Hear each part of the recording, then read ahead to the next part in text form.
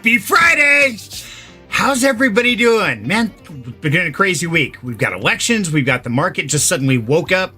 Things are going nuts. But hey, either way, we're here, we're gonna have some fun, and you know what? We even got some special company back here. Everybody, check that out. We got the bird god in the house, baby. So, want to say thanks for stopping in, and you know what better place to hang out on Friday with friends and family. Now, tonight's topic's gonna be a little bit interesting, might even get heated. You never know. But here's what I'm going to do, because I want to make sure everybody has a chance to jump up here and have their voice said. I'm going to put a link in the Down Home Crypto general chat right now. You want to come up on stage. It is an open night. Open stage. Anybody can join us. Literally just click that link. It'll bring you backstage. I'll get you up here and get you rocking at Serenity's house. So, could get crazy. Now, as you know, mi casa is su casa. So, kick your shoes off at the door. Fix yourself a drink. Better make it 2. If you got company, might make it 4. You never know. And I'm sure everyone has Halloween candy left over. At least we do, so I'm sure I'll be snacking on that. But either way, it's going to be a great time. Now, not only do we have the bird god in the house with us tonight, which is a special treat, we have someone else we were not expecting. And that would be none other than the lovely, amazing Miss Wild Angel. You're muted.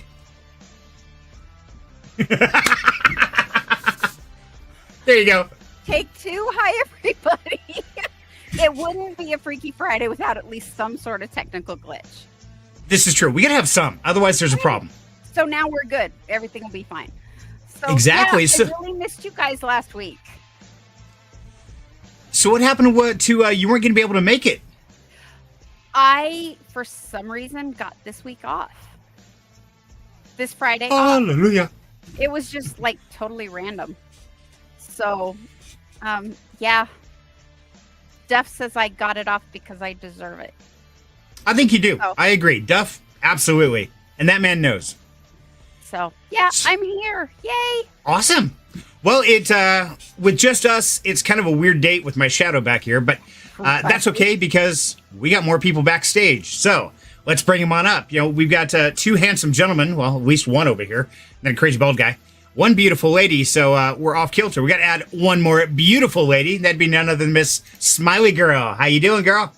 Hi. Hi, Serenity. Hi, Wild Angel. Hi, Crow. How are you guys?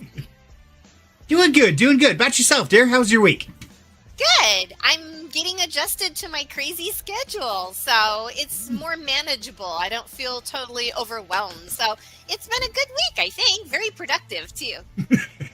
I love how you add, it's been a good week, I think. It's like, I'm still waiting for something to happen. Like, I know, I think it has. Yet. Right, yeah. Well, hey, either way, it sounds like you're getting a good handle on it. Now, how is the new job and all that going for you? Really well. There's more and more things, more responsibilities, more growth. I can't share everything going on right now, but it's really good and I'm having a lot of fun and I really like the team I work with and there's just so much coming that I wish I could share, but I can't yet, but having Please. fun. So if you beg. I'll get has fired. a new job. Oh, well, yeah, let's not do that then. Yeah. Miley has a new job. That's so cool. What is it? I'm community lead over at Rogue Evolution, which is a syndicate for Conduit Network. And Cool. I'm loving it. It's fun. A lot of work, but a lot of growth and a lot of opportunities and just meeting amazing people and learning all about DPIN. And I just love it. That sounds amazing. Congratulations. Thank you. Yay! I knew you'd do it, dear. And nobody could ask for a better representative than you. You are always rainbows and sunshine. Oh, thank you. I try to have a good positive attitude because attitude sometimes is all you got when it's a rough day. This is true. This is true. Hey, Lucky Knight, good to have you with us. Welcome to the show. If you're just tuning in, if anybody wants to jump on stage, there is a link in the Down Home Crypto Discord. Gonna keep reminding you guys as we go through this. You're welcome to hop up if you like. If not, that's fine too. Kick back, relax, let's have some fun. Okay, so now here's where it gets really weird. We got 2 guys, 2 girls, but only 3 screens. So see, we're off kilter again. Well, that can't be it. We got to bring some more up here. So let's introduce Mr. Revenant. What's up, Rev? Zombies everywhere. Hi, Rev. Hi there. I wonder what he's doing. I can only imagine what he's doing right now. I'm only on Well- round 19. It's not that bad. Okay, that's fair. That's fair. And it's even funnier, guys, because just before this, we were watching I Am Legend in the living room, and it's like, great movie. yeah, great zombies all the way around. So far, that's all we've got to bring out on stage tonight. So the topic tonight was introduced by Mr. Crow. I gave it a little twist, a little spin, and added a little more meat to it. So our topic tonight is health and wealth of society. How do you measure them? Are we healthy? Are we wealthy? What do you guys think? I mean, I never even thought about how does a society get healthy or wealthy? And Go. crickets. So, I believe the way the scientists measure how a society is wealthy or how well they're doing is by how much they invest into their hobbies, their vices. Like during the Great Depression, we weren't doing so good, and no one was spending any money on video games or toys. It was all going to their foods and stuff. But as society started doing better, you started spending money on computers and Wi-Fi and all the other good stuff. Interesting. So I had to look this up because I wasn't too sure myself. And so I want to share this real quick. So I looked it up, and of course, let me zoom in here so you guys can see. It says to measure society's wealth, the most common metric used is gross domestic product, GBT. But there's a lot of things that leaves out, and said components of wealth beyond GBTs like natural capital, value of natural resources, human capital, the skills, knowledge, and productivity of a population, and social capital, the level of trust, cooperation, and social networks within a community, and then produce capital, infrastructure like roads, buildings, and machineries. And so I started looking into this, like, that's really interesting. And like I was talking to Wild Angel just before the show, like you're saying, Crow, that makes sense. If people are spending more money on hobbies, things that make them happy. But the question here is, in today's society, how many people are using credit and actually going into debt? So are they actually really doing it? Or is it counterproductive? Well, one of the things that, as a measure of the economy, is the interest rate, the base rate. They recently decreased the base rate to get more people to borrow and to increase the credit and therefore the monetary flow. So yes, as a whole, we don't necessarily have a lot of disposable income to put towards toys and projects and all that kind of thing. But we're still doing it because it does help stimulate the economy. So using credit is kind of a catch-22. You're kind of damned if you do, damned if you don't. Because if you don't use it, you don't have the toys, you don't buy that kind of stuff. You only buy necessities. But if you have credit, eventually you have to pay it back. And that's where it gets into that catch-22. Are you going to have the disposable income at some point to pay this back? So it can be a good and a bad measure. Disposable income is touchy. So are a lot of things. People get very touchy about certain things. And that's an interesting topic. I mean, it's one of those where a recent article I read that people in America, like only 60% cannot pay a $1,000 emergency bill if it came up. They just can't. Sorry, go ahead. When I was doing the United Way fundraiser over October, 48? It's probably higher because this is based on 23 numbers. 48% of the population is in what they call ALICE category, ALICE, asset limited, income constrained, but employed. So they are one flat tire away from a crisis. They're barely able to make the ends meet. They have too much income to qualify for assistance of some kind, like food stamps or something that would help them get out of this condition. But they don't make enough. People with childcare. I have a lady I work with pays $1,800 a month in childcare for one child part-time. I'll take that job. Holy shit. Sign me I'll up. tell you, she's a cute little kid too. It's the one I made Pua for. Okay. She pays $1,800 a month for one child. That's insane. I guarantee she barely makes more than that at her job. I know what she makes. She doesn't make that much more. Plus, then you figure insurance and rent and gas and food, all this kind of stuff. Yeah, definitely. I mean, you figure 4 out of every 10 people. Right. That's scary. So what do you think, Smiley? Are we in a wealthy society here in the U.S.? What's your take on it? I guess so. I'm sorry, I don't have the brain power for heavy duty economics tonight. Can I abstain? That's okay. It's not heavy duty. It's really, because like the thing we read here, this is talking about the level of trust, cooperation, and social networks within a community. Do you have those in your neighborhood? Do you feel safe going out, walking by yourself down the street, whether it's 6 o'clock, 8 o'clock at night, or do you have to only go, midday, worried about the zombies, or, how do you think society is doing where you're at? Because I think a lot of that's geographical basis as well. My nearest neighbor is like a mile away. So all I ever see are horses when I go for a walk.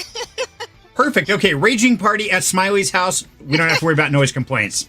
All right, I'm in. True. Now, while we're at that, Smiley, I heard a rumor in the grapevine somewhere that you were thinking about moving. Oh, I am moving. Yeah, I have a Oh, date. you are? December 20th. That's my Ooh. birthday. Seriously? Oh, that's cool. I'm going to remember that now. Where are you moving?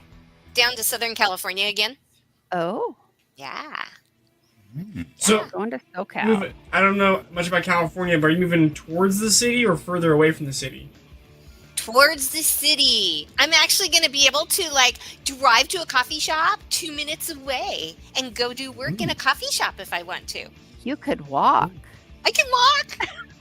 I could go to the grocery store and it won't take me an hour and a half going there and back. Yeah. Is it So- because of the job? No, actually. It's Ooh. because I need to do this because I'm falling apart being so isolated. It's not good for me anymore, so I need to Good. get back near people and friends and stuff. Good for you recognizing that. I'm proud of you. Thanks, Good job. Thank you. I'm excited for Absolutely. you. Yeah, thank you. I'm excited too. I'm gonna live alone. I've never lived alone in my entire life. I'm Really? so excited. Wow. Yeah. Never. I did. It was kind of depressing. It was me and the cats, and that was it. I would come home Friday night after work, at 5. I'd grab a big Papa Murphy's pizza, a 6-pack of Diet Coke, 2 packs of cigarettes, and I wouldn't leave the house or see another human being until Monday morning when I went to work. That was it. Wow. No, I don't. That's not my plans, but Okay, interesting. good. Yeah, well, this was back before the internet was still very new. We didn't have a lot of the social things like Discord, things like that. So I did a lot of gaming, and that was pretty much it. And he did not have children. No, That's Not good then. point. an instant family, and everything went nuts. And yeah, my life's never been the same. They tend So- to do that. Yeah, they do. So let me ask you, Smile. So right now you're living in a very isolated, kind of out in the country environment, which is very peaceful, but like I said, very disconnected. Are you worried about moving into the city and kind of fitting into that society aspect? I'm not worried about fitting in. I mean, it's not quite as safe as it is here. So that's, if you're a woman, that's something you have to think about, but no, I'm not worried about fitting in because I lived down there before. So I'm just okay. going back to where I used to live. I mean, my best friend's going to live 5 minutes away from where I'm moving. So, Yay. yay! Perfect. Raging parties at Smiley's house every Saturday. Got it. So No in this bummer. context, I would say you are very wealthy at the moment, or going Yeah. towards being wealthy, because you're putting your connections back. You are having those social networks. True. And in Discord and in the crypto community, you've got a huge network. So I would That's say true. you are very wealthy. But that brings up an interesting point that I've talked to other people about. You have to be very careful, and this is a lesson that I've learned. Be careful in this space, considering everyone, even though they're called your friends, they're not really your friends. And be careful because a lot of people act like they're your friend and then they'll stab you in the back. And so I've learned who my real friends are in this space, and sorry, Crow, and who's not. And so you just have to be careful and protect Really? yourself a little bit, especially if you're a girl in this space, because there are very few of us here still. I mean, it's growing, it's better, but it's every day I'm learning about, oh, that's a guy? I thought that was a girl. You know, you look at the name, you look at the PFP, and then you find out it's a guy, and you're like, whoa, mind blown. 40-year-old man lives in his mama's basement in Detroit, and her name is Chuck. Yeah. What movie reference? Who's got it? I don't know. Ready Player I- One. Ready Hello. Oh. Okay, just making sure. Even I knew that one. I'm just making sure. Gotta have some fun here. So, Rev, now you're doing the opposite of Smiley. You just moved out from everything you've known to a whole new adventure. How does that make you feel? And how do you feel wealthy by doing so? Or, what's your experience so far? Well, I can tell you that for me, I don't measure, my wealth as in money or connections. I measure it in my own joy. So moving out and stuff, I have some more freedom to do what I want to, and that's nice. But at the end of the day, it's the people around me that, the connections that I have that help me with that. And yeah, like Daniel, he might be an unhealthy connection, as you know, Dad. It's family stuff. Don't worry about it for whoever wants to know. But I sit down with Daniel and talk with him and play games and stuff. And that's just me becoming relaxed almost. And that's where I find my wealth is, am I happy enough to sit here like now? Am I happy enough to sit here with you, Crow, Wild Angel, Smiley, and just, be casual, not having to fight tooth and nail for things? And that's I where say no, because you're killing zombies right now. Does that really qualify? Oh no, there's a 15-minute timer, and I've ran it down to 3 minutes and 10 seconds sitting here talking. Oh, perfect. No, it's I believe that the economy that we have is semi-wealthy with the connections and stuff that we have, but true wealth. Actually, that's right. I did look up something. Robert Williams once quoted, "I don't know how much value I have in this universe, but I do know that I've made a few people happier than I would have been without me. As long as I know that, I'm as rich as I ever need to be." That's beautiful. That's cool. I like that. And it's true, Rev. If you weren't here, our lives would not be as good as it is. Debatable. No, Yeah, I'm serious. it's true. It's true. It is. Yep. You enrich things. Oh, thank you. I do appreciate it. Absolutely. And honestly, I can say that about each of you. And that's one reason why we have Down Home Crypto is trying to get those type of people who are trying to enrich in life for others, not at their own gain, but just to help other people is what it's all about. And so, yeah, I feel very blessed to have all of you here. Thanks. We like being here. Some No, more love it. Serenity didn't pay us. We come It's not a because we paid want advertisement. He Yes. put me at 20 to still gauge his computer to get on here. to.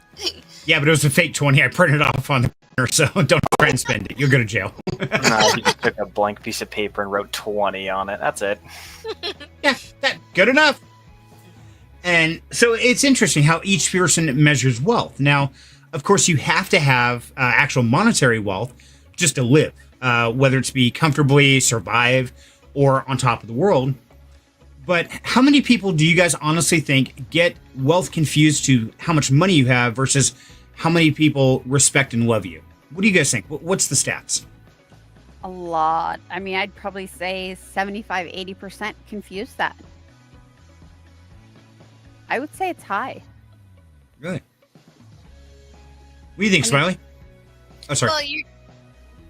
Well, you're talking about like a lot of people, yeah, the connotation is wealth is money, because that's how we mostly use it in context, But if you want to talk about, maybe health, like Crow was saying, maybe health is more encompassing than wealth, as the name, because health includes not just money, but your physical health, your relationships, your spiritual, your emotional health.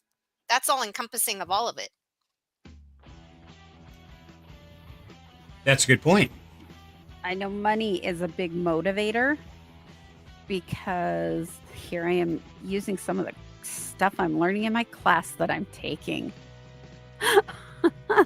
On Maslow's hierarchy of needs, it's that nifty pyramid that says physiological and then safety. There's 5 levels. Anyway. We're only up to 2. Leave us alone. We are. Physiological is like food, clothing, shelter, things that are necessary for survival. And we need money to get those needs met. Also, where we live, we need money to live in a safe place or to where we feel safe. Granted, some live in the penthouse suites and pay $1 million a month in rent and still not feel safe. But that's in their head. That's all where they're at. And then we get into the higher needs like emotional and affiliations. Our friendships, our loves, people we hang out with. And then we can go on to let me be as much as I can be, as good as I can be. So all these lower levels need to be either in progress or met to move to the next one. So if we don't have at least enough funds to meet those basic daily needs and safety, emotionally, we can't progress. It's not possible. So money is actually a really good motivator. That makes sense. What do you think, Crow? Money being a motivator? Well, as far as what Waldine's saying, do you have to have all those things met or at least close to even begin to work on the other stuff? Or Absolutely. Can you have the other way around? No. I mean, would you have your computer if you didn't have food in your stomach? Yes. From Me? your head? Probably. Okay, you're crazy. I'm a bad example, man. Most people wouldn't have, like, while I'm just saying, food, shelter, clothing, the essential needs before they would go and buy a deck of cards, a computer, candy. Candy's food. Candy's food. We can qualify that. And that's a good point. And, that's one thing that I've noticed and this is probably just my life experiences, I've oftentimes reversed that. And I know Wild Angel, Revenant, Crow, you guys can all account for this. I'm that guy who says, no, I'm going to go to this. How are you going to afford that? I have no idea. I'll figure it out when I get there. I've always been that guy. I leap before I even look. It's like, do you have a plan? Nope. But I got a passion, so I'm good. And the funny thing about that is the more I've done that, the more people say I'm lucky. The universe has rewarded me for that leap of faith, if you will. My brother hates it. Absolutely despises me. He's like, you're just so lucky. He's like, I honestly think a lot of that has to do with good karma of just putting yourself out there, doing it for the right cause. Now, I know a lot of people go try to do the right cause and get crash and burned. It turns out horrible. So I don't know why that happens, but am I the only one in the group that does the stupid shit like that, or is that normal? I do stupid stuff like that. Excellent. All right. You're not See, the that's only my one. son right there. I only learn from the best. It's fine. What about you, Smiley? How often do you take those blind leaps of faith without even knowing if there's water in the pool? Oh, all the time. I do Really? stuff like that. Yeah, I take chances, and I don't know. Maybe it's because my parents are the type of people that will look at an issue and examine it and go over it, and days and months will go by, and they're still gathering all the information before they make a decision.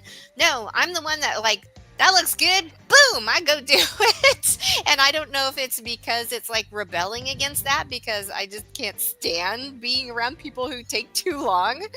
But yeah, I'm pretty much, but on the other hand, I've made a lot of mistakes and I'm okay with that. And I'm okay, oh, I made a mistake. I have to pay the consequences, but that was my choice. I'm not afraid to admit I was wrong and then just move on. And then I tend to do it again. Me too. All right. Yeah. Because it's Partners. it's more like living life, it's more Right. exhilarating and interesting and fun, and yeah, things go wrong, but I mean, I don't make the kind of decisions where people die or anything. It's just Only on Tuesdays. yeah. They can't prove it. Because And then in I this call state, Serenity. right. Yeah, because in this state, it's a missing persons unless they find a body. So it's Right. okay. You just end up on a milk carton. Right. And it's funny you say that, Smiley, because I've got to say that most of my knowledge and experience in life have come from making some of the most horrendous mistakes by making those blind leaps. And I can't imagine living life without that knowledge or experience. I couldn't see it. I don't think it would be as fulfilling. Wouldn't be as damaging. I know that for sure. I wouldn't have as many scars or have to say as many I'm sorry's as I have done.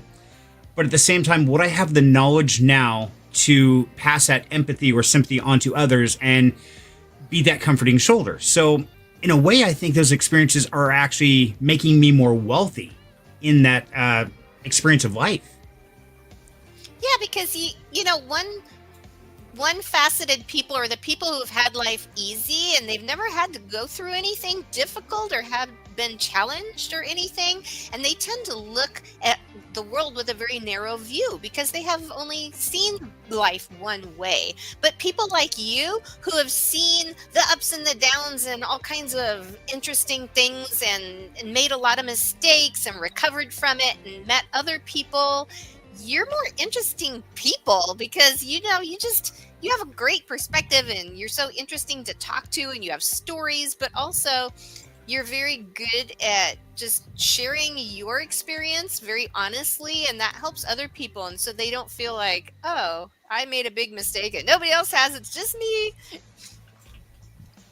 Well, thank you, dear. I appreciate that. And that's kind of what I figured that I'm doing this for, not only to try new things, to experience and live like you're talking, but it's really opened up that opportunity because one thing I think all of us feel, I know I did from a lot of my life, is that I'm special. I'm the only one who sees this or feels this or hears this. And I think everybody goes through that to some degree. I don't know. What do you guys think? Does everybody feel that, or is that just that I'm crazy?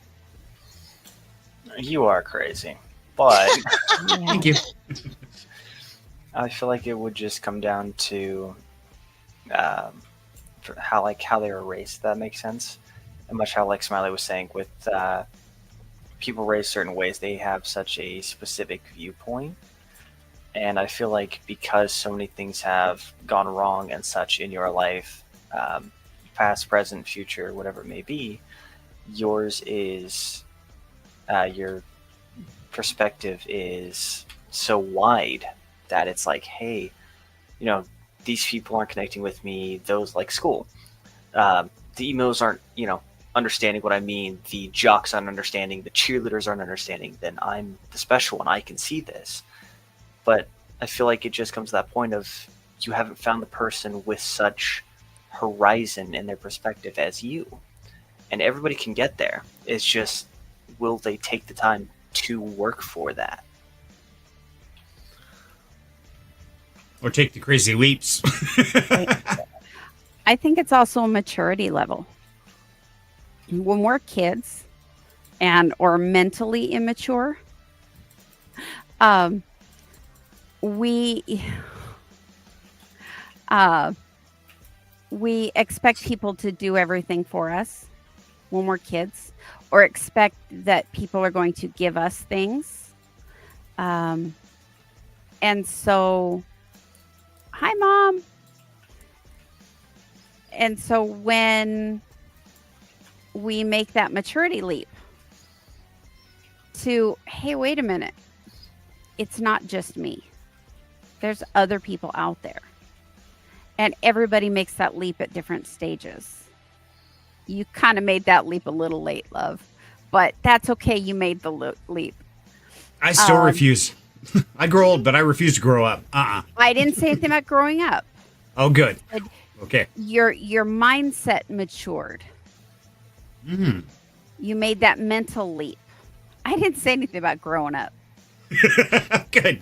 I thought I was getting insulted there for a second. It's like, there's going to be a fight, right? No. We hope that people make that mindset shift early, and they don't therefore have that entitlement for the rest of their life, that entitled brain. But, it doesn't always happen. And yes, circumstances have a lot to do with it. If they've always had things given to them, they feel like that's their right. Those that have to work for things know that this isn't. And coming from your background, Serenity, our kids, they've had to work for what they've got. Except for a little period of time there. But yeah, for the most part, they've had to work for what they've got. And so I got to say, our kids don't have a lot of entitlement issues.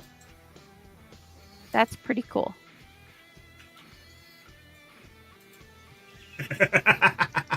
That one's a He's the only one I can harass. He's the only one I can hear. And that's what's really funny because, Wild Energy, you know how I grew up. I mean, literally dirt poor. And so it's interesting that I did grow up and I still had that mental entitlement, or it was really more of a control, I think. And that was a hard thing. And I think it actually came from the amount I did have to work. It's like, hey, I've worked all these years. I've done all this since I was 11. I've had a full-time job. I deserve this. And so I actually did it the opposite. Talk about screwing shit up. Yeah. How do I do that? I don't know. We don't even ask what's wrong with this guy. You're just ass backwards. Thank you. Yeah, exactly, Crow. Crazy bedbug. What do you think, bud? About all this. Your upbringing definitely has an influence on whether or not you're entitled or not. And it could be the exact opposite of what you had, where you grew. Yeah. I did. Sorry. I'm used to muting to take a vape. Sorry. I'll put that down. Sorry. Guys, as soon as I saw it. But it's interesting because different things happen for different reasons. Right. Because you've had people who've grown up dirt poor. That's their mentality. They're never entitled like that. And they'll basically have the lifestyle of being dirt poor for the rest of their life. But then you got people like you who feel like they deserved it. Right. And then got entitled. So different situations. Not totally up to your upbringing, but your lifestyle. Okay. Things that have affected you. The people around you. That makes sense. Opportunities. So what do you think our current society is doing for that entitlement and that maturity level? Is it accelerating it and helping it? Or is it actually making it harder for people to hit that mental that breakthrough of maturity? What do you guys think? Crow looks like he's got a thought. I always got a thought. He's always good. Go for it. Take it away. I think it's accelerating it.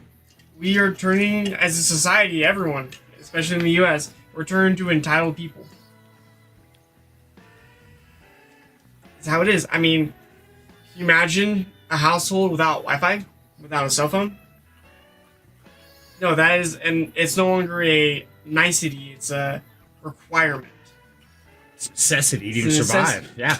And it shouldn't be, because it's just a phone. It's it's an expensive computer. It really is. Interesting. But we require it. Like, almost like we require our hobbies. We need those hobbies. But we don't need those to survive. Okay. I have a good debate on that one, but I want to pass it around first. So, Smiley, what do you think? You agree with Kuro's opinion, or you got your own? I think that it's gotten worse, the entitlement, because I think our society has moved more towards the individual as opposed to community or groups. And I think that we have been taught so much through the media to think of ourselves first and foremost all the time.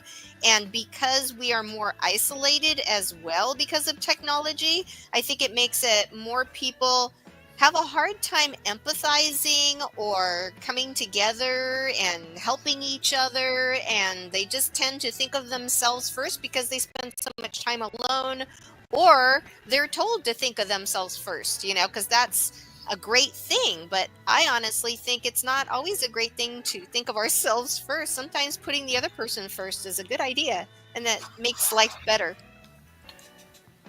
That's a good point. What about you, Rev? What do you think? I think we all should be entitled at least 3%. That 3% is specifically to ourselves. No, hold on. That 3% should be, hey, am I mentally okay? Am I physically okay? Let me work on myself. The other 97% should be to others. But with today's generation and such, it's everybody's just entitled. I was working one day and there was a older gentleman, and I was like, hey, excuse me, can I help you find anything? He went, oh, yeah, can you help me find this? And it's like, oh, that's, over on this aisle, not a big deal. He goes, oh, thank you. Have a good day. I'm like, you too. And this chick came over to me. She looked probably early 20s. And I'm like, excuse me, can I help you find anything? She goes, no, I'm fine. Okay, first off, what's with the attitude? Secondly, you're not top of the world. Third of all, I'll crack you in the mouth. Keep going, I dare you. I'm trying to be polite for my job and say, hey, do you need help finding something? 20 minutes later, she comes back, oh, where's this? That's a good question. Where is it? I do dairy. I'm just over here for the day just to help out with things. I don't know where anything is. And I literally did that. And then they went over and they had gotten mad at Jeremy, which is the deli guy, the dairy guy, and said, he shouldn't be over there if he doesn't know where things are. He walked over and went, what happened? So I explained what happened, and he went, fair enough. And it's just one of those things that with the people that are about 20, about how old I am, they're so entitled. They're, oh, they need to respect me because I'm authority. I'm this and that. It's like, no. Like, the older generation's so much nicer to talk to.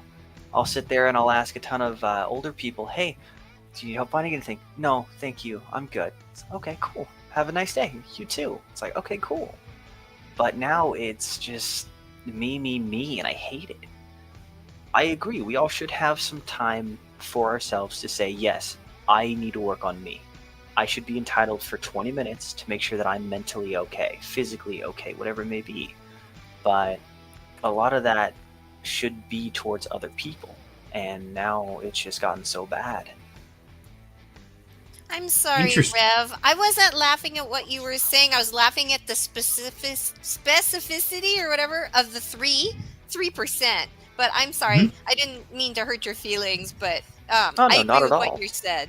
I looked over and everybody kind of had a smile or laugh, and I'm like, oh yeah. But if you think about it, it should be. You should be able to be self-entitled for an hour or so, however much time you need to make sure you are okay. Because something that the crazy old man, the bald one, if you guys couldn't tell, said that I got a hair right there. To help others, you need to make sure that you help yourself first. And I wholeheartedly support that. There will be times where I don't talk to people some days, and I just work on myself. I take a day for me. And that's why they call it personal time. Now, if all of it's personal time, that's not good. But if you spend a few hours, few minutes, whatever it may be, for yourself, then you can expand you to help others. You know what? It's like when you're on the plane and they say to put the mask over the baby's face first, and over yourself first and then the baby, because if you don't, you might pass out and then neither of you get the oxygen mask. Exactly. So that's kind of like what you're saying. You got to take care of yourself first, or you can never help anybody else. Yeah. A lot of parents forget that. Yeah. Especially new parents. they forget they have to give themselves care so that they can effectively care for their children. Yep. And when I first had kid stuff, I thought it was my job was to work for 18 hours a day. And I would work 16, 18 hours a day for 3 weeks solid without a day off. And I thought, I'm doing the right thing. And I found out I was actually playing a martyr. I was sacrificing myself, running myself on the ground, but I was actually causing more trauma to the children by not being there, not being a part of their lives. And just like you're saying, Wild Angel, that's a hard lesson. There should be a book. There should be instructions on every child. Right? This one needs this. Because I don't care what you read out there, it's always wrong for the child you have. They never give you the right manual with the right model. I don't know what it is. Yeah, it's that VIN number. There's 1 digit difference. So Hey. they don't get it the right VIN number. Exactly. It's the quirk of that VIN number. There you go. So now, sorry, I think I got to sneeze. I'll try and go, but if I sneeze, I'm sorry. Something that I don't remember, I think it was Smiley, but I don't remember who said it, but they mentioned today's society of being disconnected. Yet, right now, on the stream, we are talking to people from Idaho, from California. Usually we have people from South Africa, like Alpha Cruz. So you could argue that technology has actually created more of a connection to those who are normally isolated. So then it becomes the question, is the technology actually a culprit or an assistance in making the world better or worse? What do you guys think? Both. In some instances, I think it's assisting with connection. Revenant met Zombie, not somebody he would have normally met, and a fabulous friendship developed. However, it also, people are so focused on their phones. We're going out to dinner tonight, and how many people are going to be sitting there at a restaurant with other people staring at their phones, not communicating, not connecting? So it's one of those damned if you do, damned if you don't kind of things. I think technology has its place. I don't think it's at the dinner table. However, we sit and we'll have dinner and watch a movie. But we chat about the movie and chat about things while we're there. I think it can really draw people together. I think it can also, sorry, I had a fly. It can also drive them apart. Interesting. What do you think, Smiley?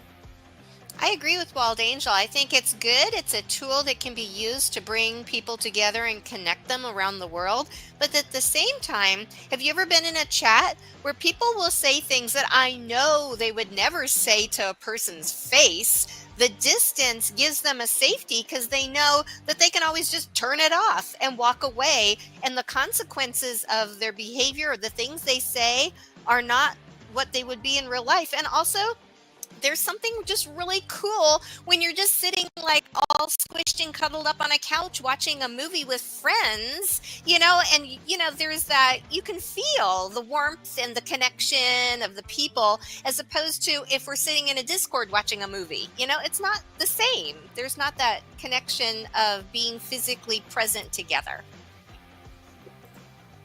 That makes sense. What do you think, Kurt? I agree with that.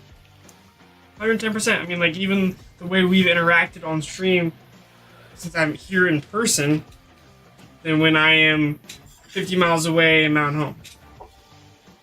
Completely different. It's because you make me nervous back there. I know.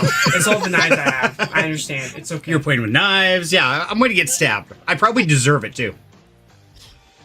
And, it's interesting because I've made some amazing friendships online that I don't know if I would ever have made in person. Because believe it or not, for those who don't know me, I'm an actually very shy individual meeting a new person. I am not a good social interaction person. I'm that quiet dude in the corner. Always was. Yet, that's what's so screwed up is now I'm a content creator. My job is to come out here in front of millions or billions or however many people decide to watch this and just pour myself out there. And like I said, Smile, I think part of it is there's that safety net. I don't feel as terrified of being judged face to face. Because I screw words up all the time. You guys know me. Hi, my name is John. Thank you for coming. I screw crap up all the time. Even the last video I put out on whatever the last video I did was. Star Power. Star Power, yes, thank you. I had Wild Angel watch it, preview it, and she's like, there's a couple spots you sound like you got something in your mouth. Like, yeah, I know. I just go, and yeah, I screw things up. But I think that adds that safety net. Yet I think some good relationships can still come from that. So I think it's a fine line, like you guys are talking. It's interesting. What do you think, Rev?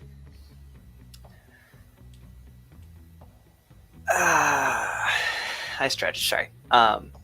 Good answer. I like that one. About the technology stuff, I like much how Wild Angel was saying. Yeah, I met Zombie playing Fortnite, and it was way back.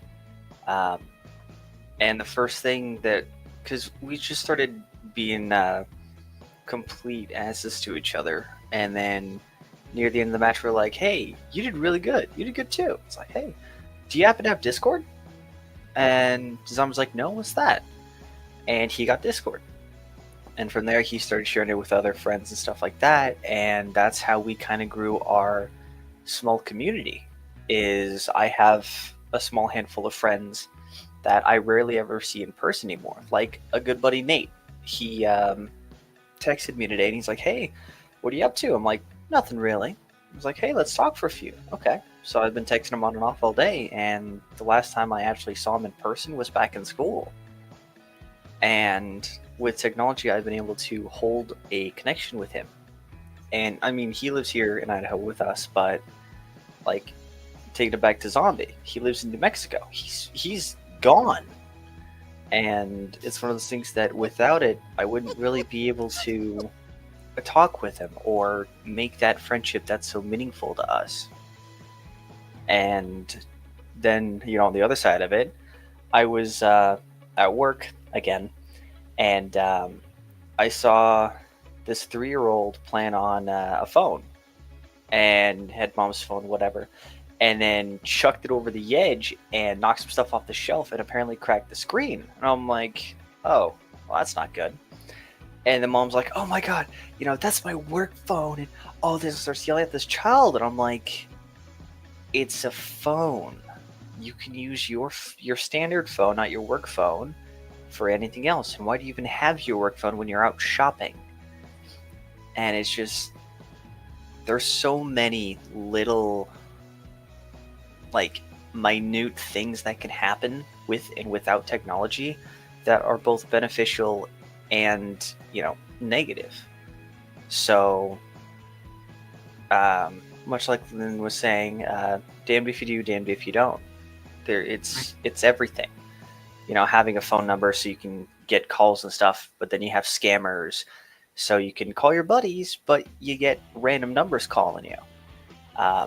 Having Discord, you get people that are pretending to be these people, but you actually have your friends on there. Having emails, you get spam emails, you get real emails. It's every little piece of technology. Like my computer, it's awesome to be able to load up a game and play, but it's a pain to put it in your car, take it all the way down to my new place, get it all set up, make sure it runs and all that. And with everything, it's bad, but it's also very good. So I think the real question there is, how do you yourself view technology that you have? Because for me, technology is a very positive thing. If other people want to use it for negative things, I'm not going to say, "Oh, I shouldn't have my computer, I'm going to throw it out." No. I believe that me using technology is more beneficial than negative. Like when we go out to dinner later, Wild Angel's example, I may check my phone 2-3 times during that. Just check it. Shoot a text back. That's it. So as I'm going to be talking, having fun, I might put in music to listen to and give mom an earbud to play Fucking Perfect by Pink just to make her cry. But Good choice. I don't rely on technology near as much as others. So for me, it's a very good thing. But now if you're only using technology to contact, then there's problems. But then that comes down to the psych side of that. Is it, you have such bad anxiety in person that you have to use a computer, or is it you're so negative and you have to use a PC to put comments like, oh, Serenity, all this sucks, it doesn't work. It's like, okay, it might be user error, let's sit down and talk about it. And it's just depending on how said person uses it, I feel like is going to really show, is it positive or is it negative? It's not a general, hey, is the sun bad? No. Now, if I look directly at the sun, I go, yep, the sun is bad. But then that's burns. I'm sorry for the long tangent.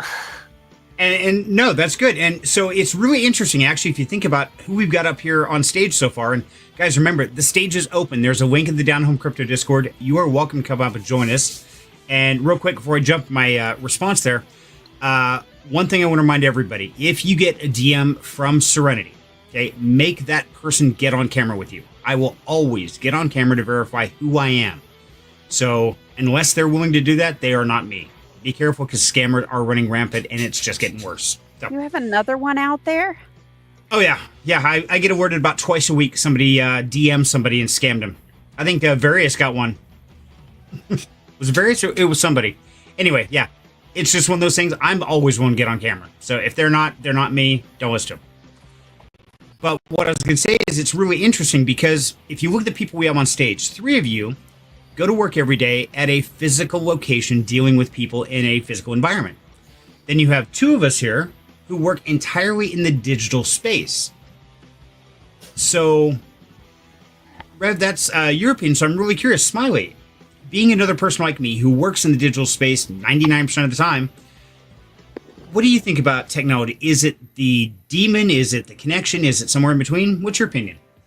Oh, I'm totally it's just a tool. But of course, I feel that way about a lot of things that people get really emotional about, like guns. I just think a gun is a tool. I don't think it's inherently evil. I just think the way you use it, or the intent behind it, can make it evil. It's the same thing with technology. I don't think it's inherently evil or good, but what can you use it for? And I use it all day long, and I appreciate all the new different things I can use it for, and I learn with it and how I can connect to people with it.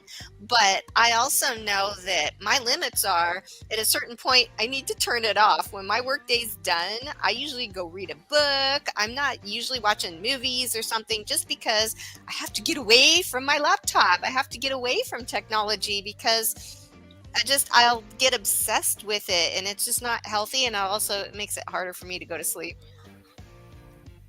Wait, sleep? What's that? I don't know. Someone please inform me. I don't know. Man, And, Smile. Yeah, and it's funny, Smile, because I'm just the opposite. Literally, even when I'm not in the studio recording, I'm always hooked to technology. And if I'm not doing it for the work, the research, diving into a new white paper or something, it's in here gaming with these guys. Yeah, them. Cool. So I use it for both work and play. Now, I do find myself on occasions like, okay, I got to get out of the house. I got to go out and walk around in the sunshine. So I'll go out, take a lap around the block or something. Okay, But maybe. you still take your phone. Yeah, I do. So it's interesting because I utilize the technology to stay the social connected. Maybe overboard. I don't know. But I'm that guy that if I sit still, quietly and peacefully, I'm just asleep. I'm either going or I'm dead. There's no in between on me. I'm that guy. I know I do rely on my phone, but I store my crochet patterns on it. I have the app for work that lets me look up where things are. We have a fabulous app. So I can type in a general description, roof flashing. It tells me exactly where to go. Or what was the other day? It was some weird thing. I took a picture of it with my app and it recognized it, what the thing was, and sent me to the right place to tell a customer, oh, it's here. It was kind of cool. Without technology, that wouldn't happen. I ran a report today that would have taken me probably 20, 30 hours to do manually if I had to go through non-digital stuff and not have Excel do it for me. So yes, I very much think it's a tool. I don't watch a lot of videos. I don't scroll through the memes. Once in a while, that's my digital break. It is like, okay, I'm done with people. Let me look at cats. I like kitties. I like kitties, and some of them just make me laugh, which is good for me. But when I'm around people, I'm not like watching videos constantly on my phone. I want to interact with the people. I'm not glued to it with my face. I'm constantly having to wake my phone back up because I'm not looking at it. Interesting. Hey guys, before we move on, I just have to say goodbye. I've got to go. I could only stay an hour tonight. Sorry. Oh, it was That's nice okay. meeting you, Smiley. Oh, thank you. Thank you for having me. This is always Absolutely. a great pleasure. I enjoy it. Well, we love having you here, and you are always welcome. Thanks. Should see you next Friday then. Hopefully you'll see me great before weekend. that. Have Yeah, a great hopefully. weekend. Thanks. You too, Okay. guys.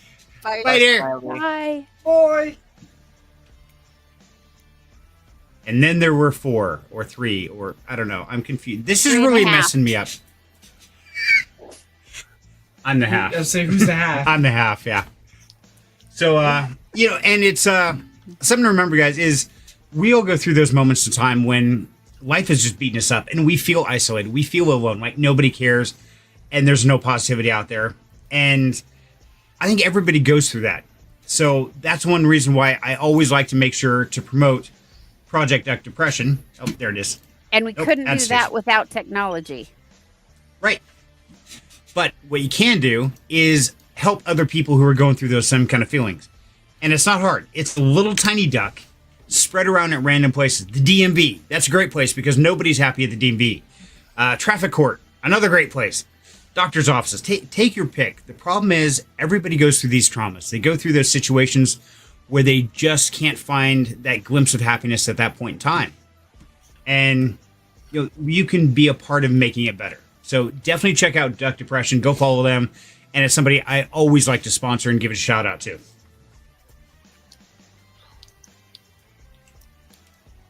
So remember, anybody watch? I see we've got 7 people watching out there. Hey, throw your comments, your thoughts, everything in here.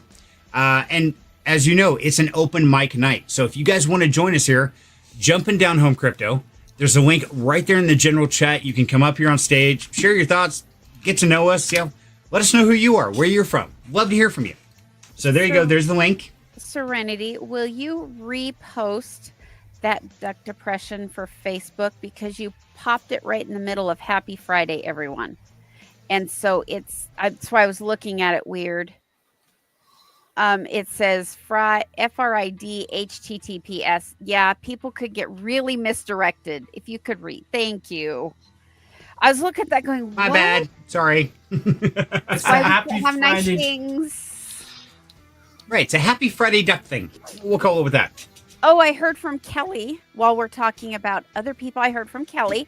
I check in on her periodically, especially with all this freaked out weather they're having. Things are going great. All the critters are good. I have mail she sent me. I have a package. Ooh. I don't know. I'm excited. I will share it when we get it. But she says things are great. She's doing good. Work, chores. But everybody's doing well. Nice. So since you brought it up, tell us about our other sponsor we love to shout out here at Karma Farm. So let us know about them. Well, Karma Farms is a 501c3 animal sanctuary in Micanopy.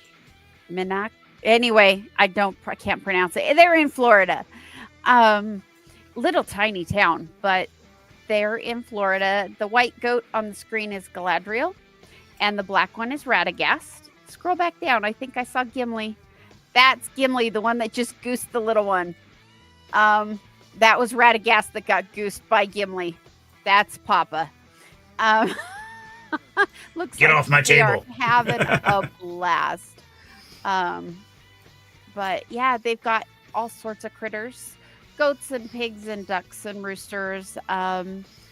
They have special needs animals. They have a chicken with one leg and a chicken with one eye, I think. There is Martin. Martin is a special needs goose. He has a cross beak, so he has to be fed in a certain way. But they take these animals that people just don't want or are hurting, and they rehabilitate them and give them a safe forever home. So, yeah, Kelly does a fabulous job down there. She keeps it going. She does. And so, yeah, it's definitely something. Check those links out, guys. Both these are great. Wow, I'd hit a brick wall. Anyway, whatever I was saying. So, thank you. And the great thing is it's helping other people. It's giving a purpose to animals and to people fighting depression, fighting these animals that are in some hard situations. So if nothing else, even in our little world, we can use our digital resources to go out and make the world a better place. So that's how you can use those tools for positive reaction. Okay, so I want to switch this over from the wealth to the health, because that was another one I looked up, and that was kind of interesting too. You know, I always thought a healthy society is we're not sick. You know, we don't have COVID running around. Like, okay, no plagues. But they actually rate it as far as social determinants of health. So employment, community cohesion, things like, I never thought about that as health. What do you guys think? It's definitely health. It's not physical health, but if people are employed, they have money to get, and they have insurance, they are physically healthier because they're not sick all the time. When a community has cohesion, we're not fighting each other. And so mentally we're healthier. Culture, things like we have the Basque Festival, and Greek days, things like that. We celebrate other cultures and try to incorporate them into our own. So it's more on the mental health side. Crow, what are you doing to him? He was doing the whole twisty thing. I had to figure it out. I'm like, what the hell? Like, I just keep seeing him move back there on camera. Right. And you know, I never thought about those being as health. What do you think, Crow? Do those classify as health in your mind, or Absolutely. what's that? I mean, like, if you look at, no one can see it, I can, but employment's one of the big things. I mean, a society can't be healthy without jobs. I wouldn't have a job if society wasn't healthy. I'm an electrician. If society wasn't healthy and we weren't progressing and needing new homes and stuff, I wouldn't have a job. Interesting way to Super think duper. about it, huh, honey? It is. Yeah, I never thought about that. I thought, okay, health. Are they sick? Do they have medicine? Do they have, hospitals, things like that? Do they have just things for when you're broke? How to fix the body? I never thought about like community cohesion, having a healthy community, things like that. Like, that's kind of interesting.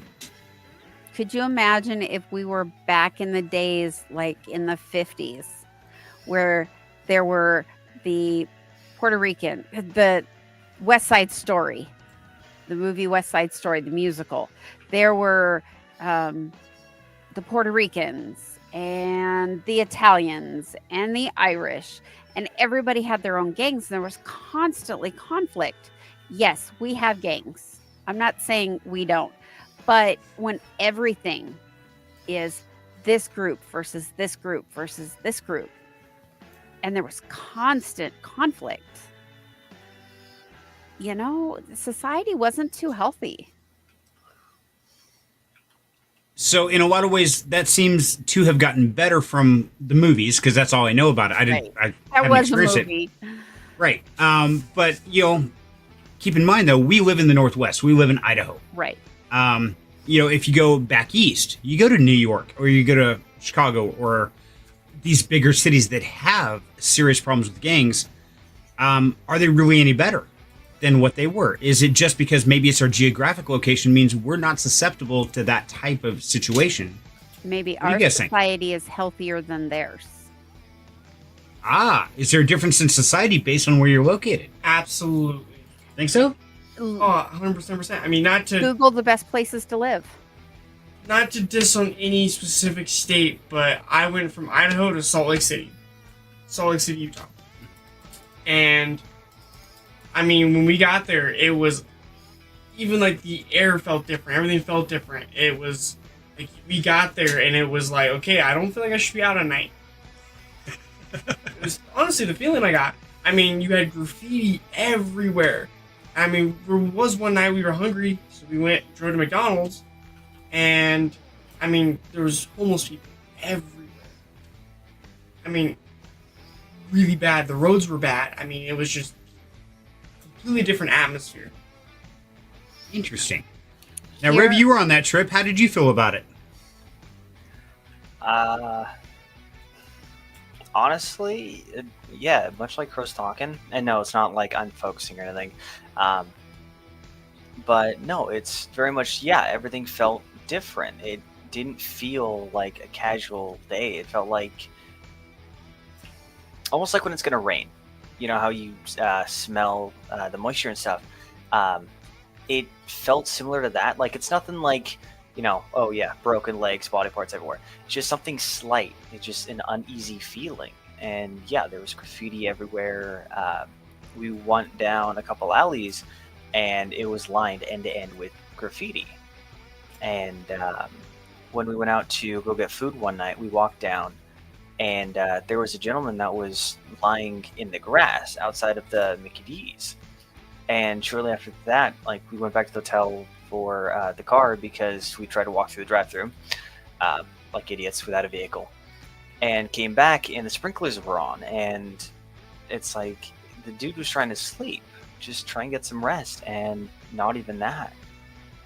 And it's like, yeah, from here it's not too bad, but down there it just seems super bad.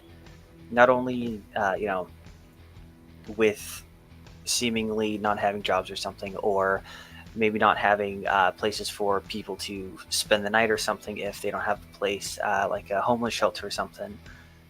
But it's, I don't know the right way to explain it, but yeah, it's it definitely, where you are, like, in words, some towns are better than others. We'll go with that. That works.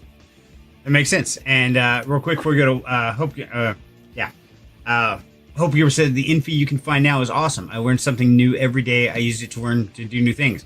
And yeah, I'm interested talking about technology. And you're right. I use technology all the time, all day, everywhere. Technology is my friend.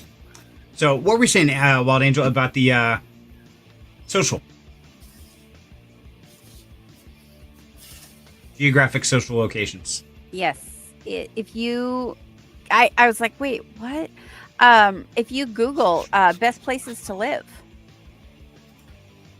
New York, San Francisco, places like that are not going to be on there. I think Boise made one of those lists at one point. I can't even read that. See, yep, Boise, Idaho. Yeah, we're number 2. Yeah. Why would anybody want to move here?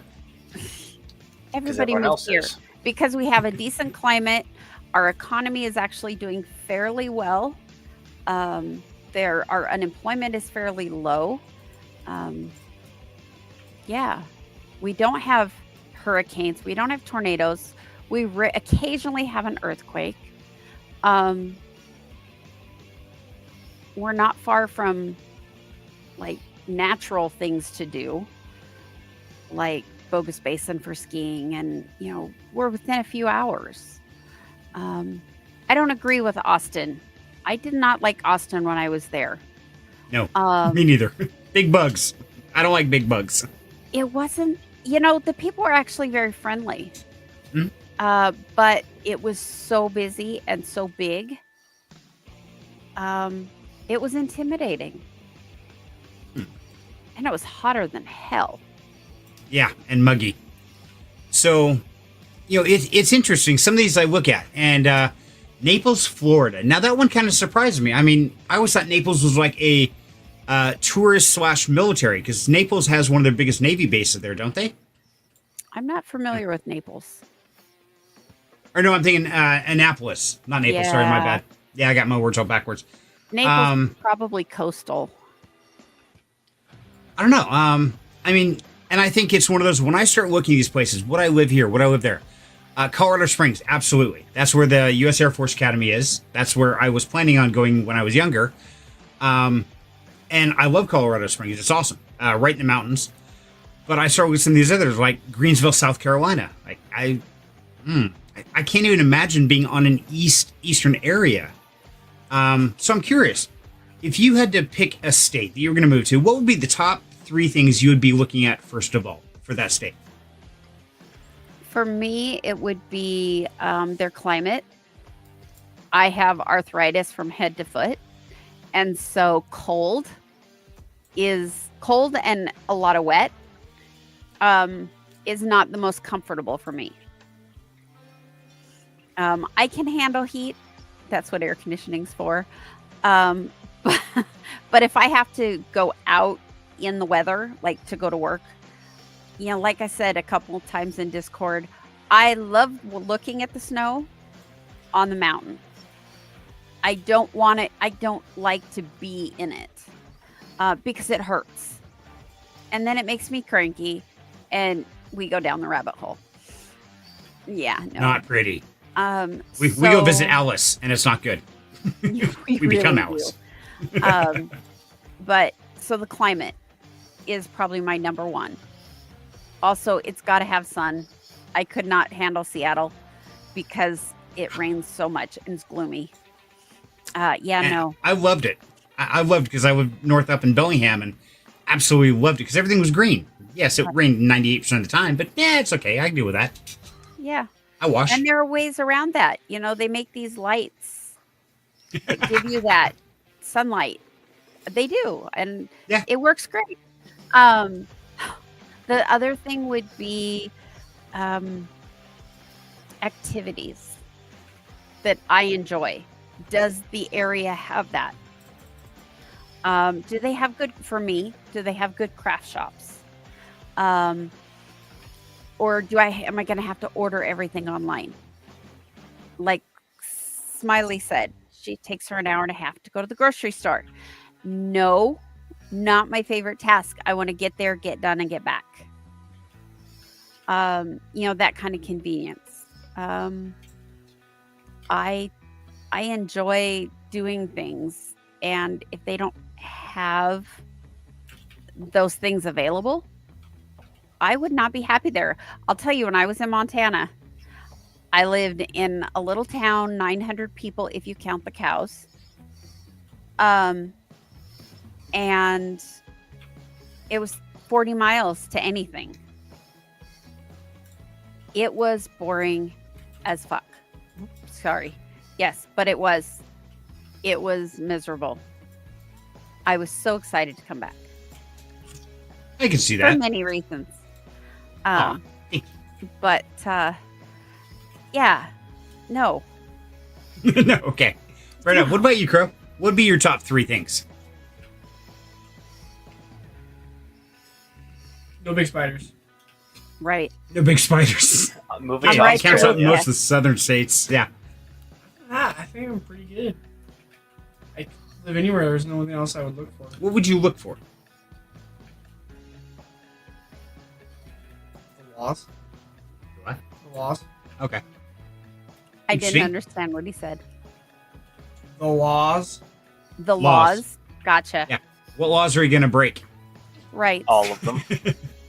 Basically, What about things That's my like job. tornadoes, hurricanes, lots of earthquakes? You're good with It's all that? good. Improvise, adapt, and overcome. Fair enough. That works. Okay, Rev, what about you? What are the top 3 things you'd look for? Well, my father taught me well, so good internet. No, but Yeah, I know where you're jokes living right aside- now. I know, but jokes aside and stuff, for living wise, depending on what I was doing, was I renting, was I buying a place, depending on that would be depend on my first thing, which is expansion. Like if I bought a house and like 10 acres of land, what could I do with it? But in this kind of breakdown, I'll go with buying my own house. So first one would be, how much room can I expand? If I want a workshop, if I want to make a 3-car garage and make a rec room, basically.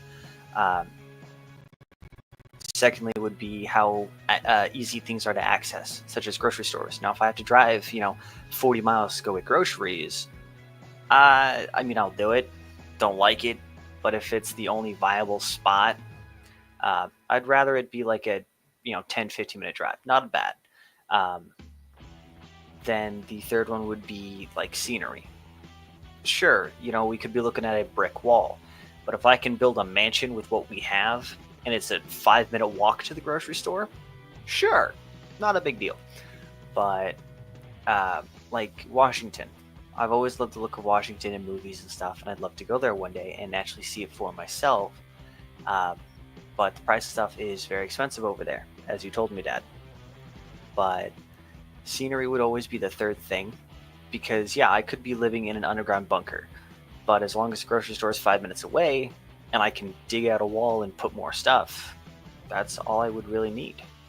It's like, hey, my girl got pregnant, we're expecting a child, let me build a specific room for our kid. Right. And then while they're still in the infant stage, we can build a secondary room that's a little bit bigger and stuff for them to live in as a teenager, etc., whatever. But that's kind of where my mind is set. So it's kind of weird, but expansion and accessibility are the 2 big ones that I'm looking for. Third one can be basically anything. See, I find that comical, especially since you just moved into a sardine can. So, yeah. I've been to your apartment. You got a lot of people in a little place, but it works. You have to evolve. I think that's totally normal. And so mine are pretty simple. And believe it or not, yes, the very first one is technology. What type of internet access? What type of access to technology do I have? That's important. I do not want to go out to the Wild West where it's like, oh, no, leave your technology at home. Oh, hell no. Now, somebody's going to die. I've always been a technological person. Even before I got into crypto, I've always loved technology. And I think staying connected to that is going to keep us on the front run of what the future has to offer. Second one, like I said, Rev, it's got to be accessibility. If I have to drive more than a half an hour to buy groceries, there's a problem. Because I'm always working on something, whether it's working on cars, doing remodeling, something. If it's a 2-hour trip to the hardware store to get 3 screws, no, ain't going to happen. Because I'm always tinkering and working in something. So accessibility is key. And the last one's got to be security. I've been in places where I was felt unsafe. And for me, that's an extreme environment. You guys know me. I mean, I've walked through the middle of South Seattle at 2 a.m. after a rock concert and didn't bother me. A little bit. But it was more, we're going to die. Of course, I was with a little tiny dude, like smaller than Crow. He's like, oh, it's a shortcut through this alley. If you don't know, South Seattle's like one of the scariest places you could possibly be in the Northwest. And that didn't bother me too much. I was like, yeah, we're dead. But I've been in places where literally I was afraid to go to sleep. And when I lived in Tulsa, we were in a place like that. I mean, literally, there were times I did not want to go to sleep. It's like, nah, I just do not feel safe. So I think those are my 3, is the technology, accessibility, and security would be key. Everything else I can adapt and overcome and deal with. Hi, Ashley. How you doing, dear? Hi, everyone. I'm here. Much love to you. Thank you, Ashley. You survived Walmart. Way to go! Woohoo! Hey, that's a feat some days, guys. Walmart's getting scary. I mean, it's wait till Black Friday. Yeah, that's crazy. I don't even leave the house. No. I watch the news like, okay, who got shot this time at Walmart over a baby doll? Like, seriously, what's wrong with you people? Tickle me Elmo. Oh, yeah, man, there were some fights over that That one. was ugly. And Cabbage Patch dolls. Ooh. When Cabbage Patch first came out in the 80s. Yeah. We didn't get to hear about near as much of it because we weren't connected technology-wise, so we didn't get all the TikTok videos and YouTube shorts of somebody recording. It's like, oh my God. But I remember news broadcasts where old people took a cane and like, Argh! Oh, there's some crazy shit going on. It's like, oh my God, you guys are whacked going out on Black Friday. Black Friday isn't Black Friday anymore. It is like all of November. We at Lowe's, we already have Black Friday deals at Lowe's, and they were out on the 1st. And you go anywhere, and Black Friday isn't Black Friday anymore. It's not just that morning for these killer deals. It's all the time. Right. Probably because of what happened back in '87. Apparently right. It'll be the same again.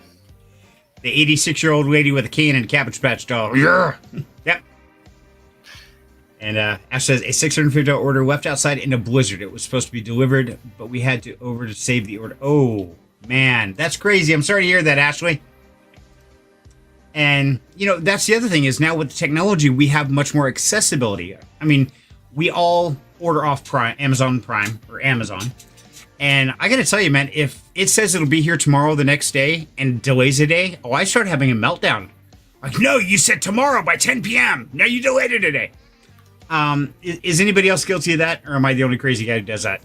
I didn't order Wednesday. Said it would be here yesterday. Now it's tomorrow. And I'm like, but you said overnight. The weirdest thing, it was like 10 o'clock at night last night. I ordered something from Amazon. It said it'd be here tomorrow. And I was like, yeah, right. Click. It's at my house. Nice. Yeah, some of those you can get delivered by 4 a.m. You can have, next day, 4 to 8 a.m. It's like, it's 11 o'clock right now. Really? It's like, you guys got somebody sitting outside my door with this box or what? That's why they built that new warehouse out by Nampa. Because they store a lot of the product. That's how they do it. It's within a certain mileage. Yeah. Exactly. Yeah, Ash, I'm the same way. I lose my shit. I go apeshit. It's like, no! You're going to make me wait a day? And for those who don't know, if you're not as seasoned as some of us here, so give you an idea, I've always worked on cars and everything else I told you. I remember sitting down back in 91 with a phone book, and I had to find a starter for a Kawasaki Ninja 900 GPZ. Very specific starter. Same motorcycle out of the original Top Gun. I had a race in 3 days. I sitting through a phone book, calling everybody all over the Northwest. Finally found a place out by Portland, Oregon. I'm in Boise, Idaho. Drove all the way out there. They said, oh yeah, we got it right here. Yeah, you'll be open Saturday? Okay, cool.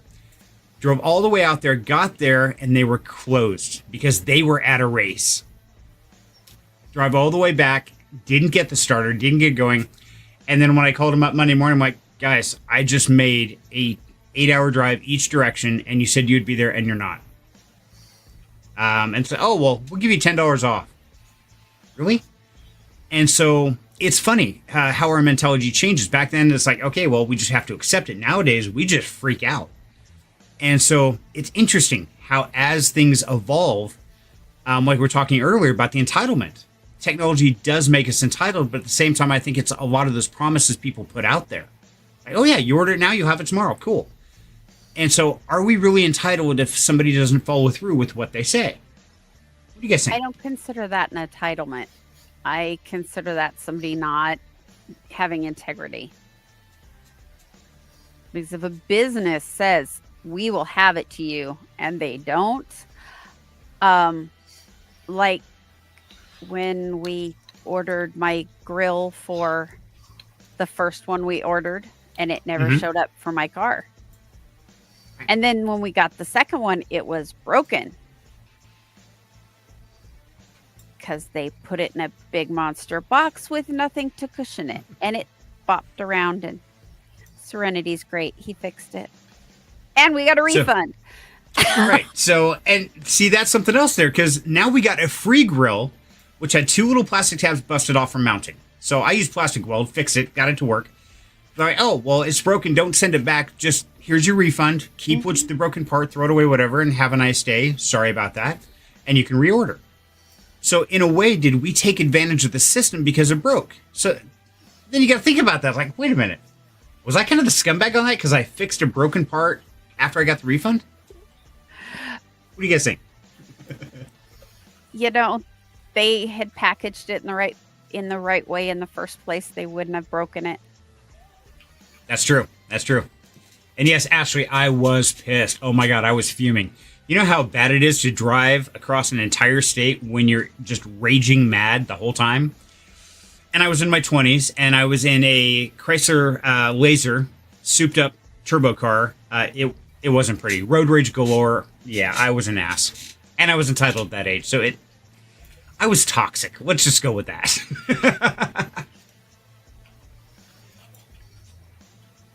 So, okay, let's shift gears here real quick, since we're talking about wealth and health. Now, of course, we know that the elections just ended. Trump just got reelected as our next president. And today, well, since the election happened, the markets have been going insane. Literally through the roof. Everything is. Up or down? Up.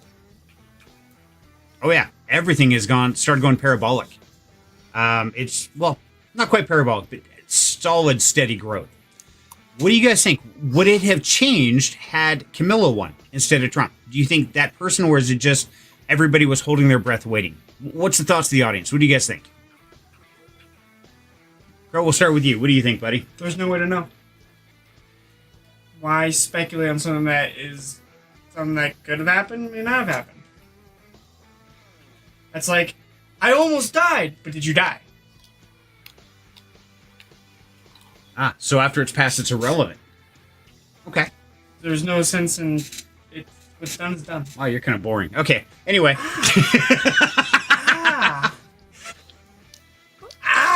He's just chill. Oh man, do you need a band-aid for that, Crow?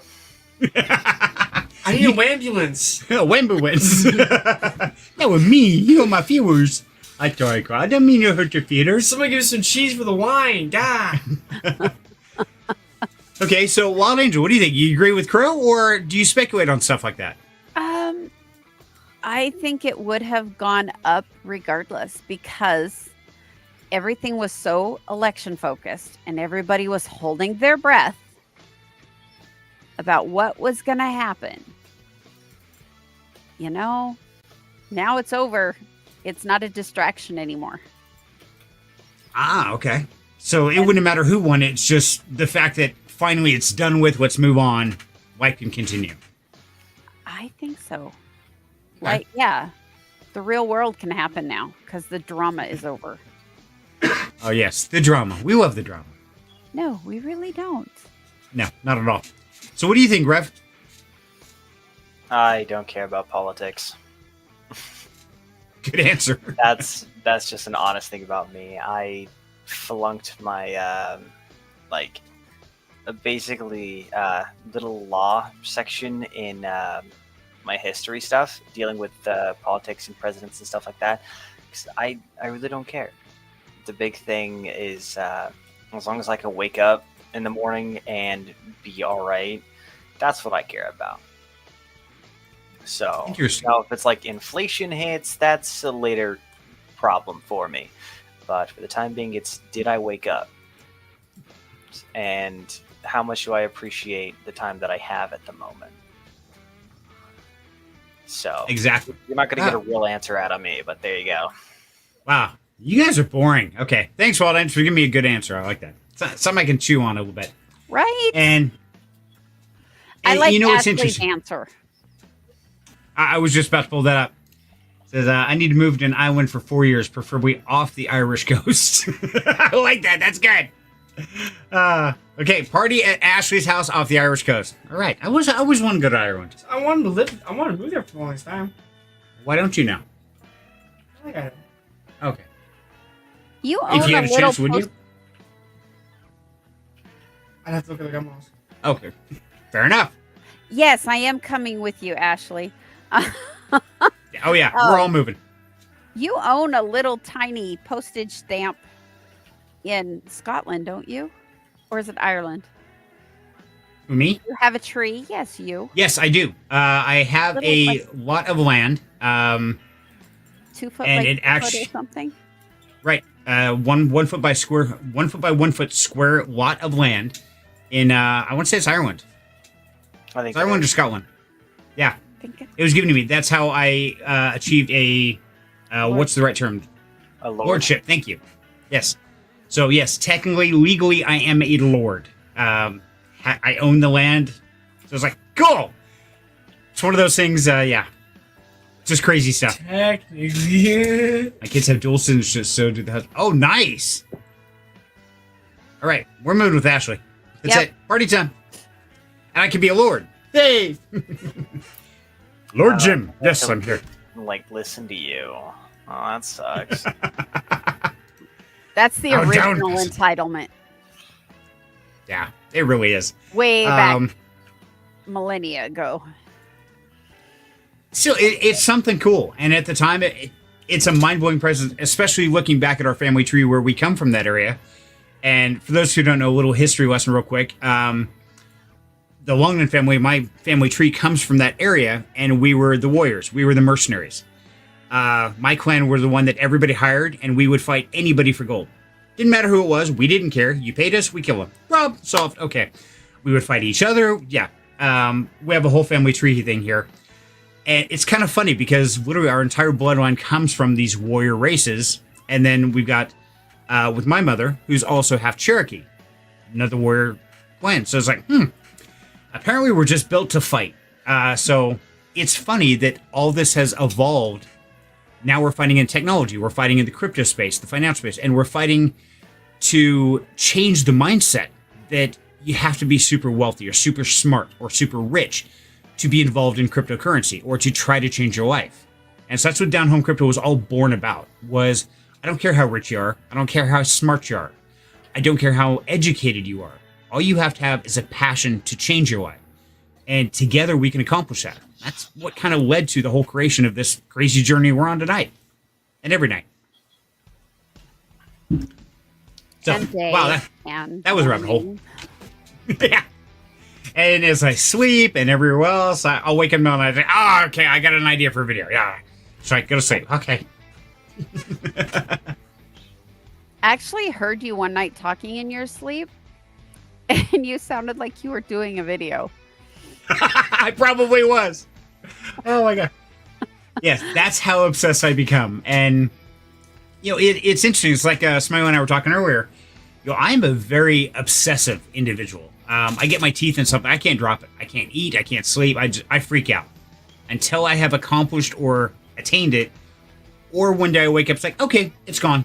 Like, wait, what? It's like, yeah, it's just gone. I don't know. I dropped it. Lost it. Anybody else here like that, or is that just me? I get it from my father. This is true. I can count that. What about you, Crow? Oh, bad. Oh, bad. That's why I have noticed that. Cough, 20 cough, and cough. Latch onto something. I won't let go. You wake up one day like, oh, I dropped it. I won't. Oh, you won't? I'll just. He's It's a kind of like the bulldog. Joker. Yeah. He's kind of like Joker. It's like, I was chasing cards, but I wouldn't know what to do if I caught it. It's kind of how I feel most days. That's why I have 20 project bags. Which is 20 too many, honestly. Well, Only 18 too many. Well, right now I have 2 because I got a couple that I have to get done. But, you know, I've got a bunch of project bags because, like, okay, I'm really feeling something and it's the yarn's talking to me. And it's like, okay, it's not talking anymore. Time to change to something else. What have you been drinking? I gotta ask. If yarn is talking to you, there's a problem. Okay. Yeah. What's in the cup? Okay. Oh. Sneaky peek. Yeah, this yarn was talking to me. It's gray, it's silver, and it's got the light's not. Let me see if I can get light on it. What does it say? It sparkles, and it actually was jumping up and down and doing cartwheels when I found it. Okay, show us now. You're on the Jumbotron. It's not picking up the light. It's got sparkles. Oh, maybe a little bit. There we Yeah. go. But it's multicolored sparkles. So what did it And- say? I got to ask. I don't know exactly who's listening, and so I can't talk about it out loud. It's for an You know, order. There's groups for that. Some people go to NA, some people go to AA. Would that be like YA? Yarnaholics. Yarnaholics. Okay, Yeah. YA. Got it. Yeah. I'm safe. It's actually it screamed unicorn. Because I had found this other purple and black yarn that was screaming unicorn, and I couldn't find anything to go with it. And then it goes, "Ooh, pick me, pick me!" Yeah, it jumped up and down and did cartwheels. So Ashley got all sorts of texts. "Ooh, what do you think about this?"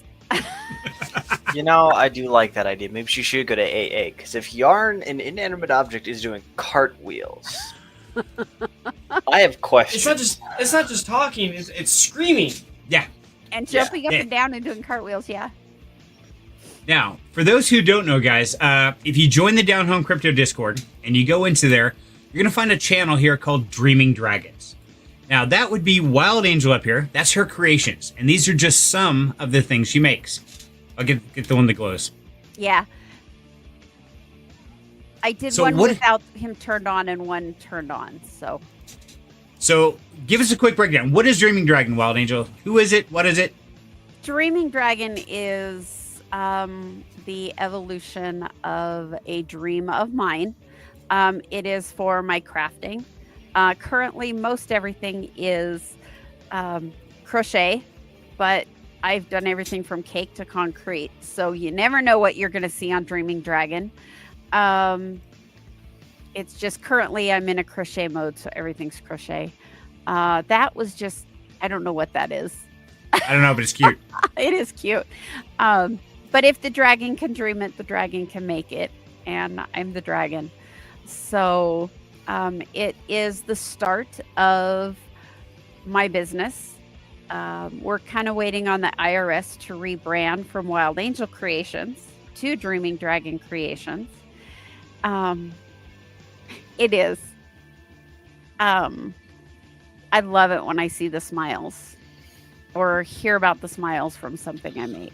So, but that's where I'm starting. And eventually there will be a website and we'll go from there. No, hopefully I the like- website gets up sooner, because I want some. I You want know- another Goomba. You want what? I want another Goomba. Oh, that's easy. Just come A talk to Goomba. me. I'll make a So, Goomba. so if anybody wants to order some Wild Angel, is there still time before Christmas? Let's No. ask. No, okay. I'm really struggling right now where I'm at because my schedule for work has increased. And so, yeah, every minute that I'm awake, actually, I've been sitting here tonight working on it. Every minute I'm awake, I am crocheting right now. So, because I don't want to Yeah. let kids down for Christmas. So- You know, Oh, it's that's- kind of yeah. funny because I'm that way with computers. You're that way with yarn. Maybe we both need to go to some type of AA class or AA. something on this. Yeah. CA and YA. There we go. Yeah, Right? exactly. Yeah. So, okay, so let me ask. So now that we've cleared out of the elections, we've started to see the market start to breathe some life into them, and we're starting to see some different project things start coming up. But what we're also seeing, I've noticed, and a lot of you guys may know, is these deep in projects. For instance, like Helium Mobile, the cell phone plan, things like that. Do you guys think this is the cycle in which the crypto is going to evolve into the real world assets on a full-time basis? Or do you think that's still down the road a little bit? I'll go first. I think it's going to go down the road a little bit. You think so? Okay. To what point? I don't know. I don't think it's. I think it's too soon. I don't think they're going to be doing that so soon. They're going to wait a little bit. Okay. How long? I don't know. I definitely think your wait time is going to be about a year. Then there's potential for something. Okay. Well, technically, that's still being this bull cycle because they run every 4 years. So, Fair enough. I mean, we're talking the peak bull market. They're talking the end of 2025, technically. So, But I mean, you've got Elon Musk and all these places pushing out robots. You've got AI dominating everything, where people are worried, I'm going to lose my job. You got the BRICS nation. You got all these things happening. So, at what point is this whole thing going to do a transitional shift? Affordability. Ooh, good answer. That's a big word. I know, I came up with myself. I'm impressed. I couldn't come up with it. You got me beat. It has too many syllables. I'd screw it up. What do you think, Rev? I can agree with Crow with that. Is that I don't think that sorry, I don't think the crypto is going to dominate everything like tomorrow. Because you have to think about it. How long has AVAX been around? A while, right? How long has it been until there was a proper use case scenario, like when they were doing the car titles? So I think now that we actually have all these things, like El Salvador, I believe, is allowing people to pay with Bitcoin, and Braden told me about that like 4 months ago or something. Mm-hmm. And I'm not sure that's been a constant thing or whatnot, but if we think about it, how many times has there actually been a use case scenario for buying a car, getting groceries, putting in gas? Not a lot so far. So I do agree that it's going to be down the line, but I would say give it a year or so and there'll be a little bit more, and then 2 years there'll be a little more. I think it's going to be exponential, where it's like, yeah, car titles can be used for AVAX now, and then they're going to slowly transfer that to everything, and then it's going to be, okay, you can start buying groceries with AVAX as well, and it's going to be slowly more and more use case scenarios like, hey, it's not that hard to do that, right? Okay. Sounds good. And I'm going to say my answer till the end. So, Wild Angel, what about you? Use case, it's all going to depend on how widespread that becomes. I accept cryptocurrency with Dreaming Dragon. My very first order was paid in cryptocurrency. So I think the more we can get solid, reliable use case, the faster it's going to come. Okay. I do believe it's going to be mainstream in the near future. Not tomorrow, maybe not in a year, but 2 to 5, definitely. Okay. That seems realistic. So I want to set the Wayback Machine for any of the old people out there. Some of you may not remember this. But Wild Angel, let me ask you. From the first time you heard about the internet, to the time it hit a mainstream application of, oh, you want to go to this.com or that.com or that.com, how long was that transition, do you think? I have to say, honestly, I have no idea, because I didn't even get my first computer till the 90s. I was in college. I mean, and 90s is a long year. That's a decade. So where in the 90s? Break that down a bit. 97. Oh, wow. You were slow. Okay. Well, AOL, wasn't that still 95, 97, somewhere in there? And earlier? Yeah. I was using AOL when I first got on. So did you say AOL? Yes. Yes. So, I'm like, that's a new one. Okay. And but I got. Sorry, good. I honestly am not a good judge of that, because for me, you know me, and that could be why I struggle with tech so much, because I didn't get exposure to it. We had computers in junior high. We had 2 in the back of the classroom. In high school, we had 1 room that had computers. No other room had them. And I went to Bora. I still took typing as a senior on typewriters. They sucked. I typed papers for college on a typewriter. Really? because I Man, didn't you're have old. access to computer. I Ooh, didn't ow. have access. She's gonna walk in the other room and pop you in the head, Rev. I'm waiting for it. No, we'll wait till she'll wait till we go out to dinner Yeah, and probably. knock me out. It's like, hey, one less mouth to feed. Cool. Problem solved. That's cheaper. You've been That's an bound. Your connection disconnected, You just got bumped.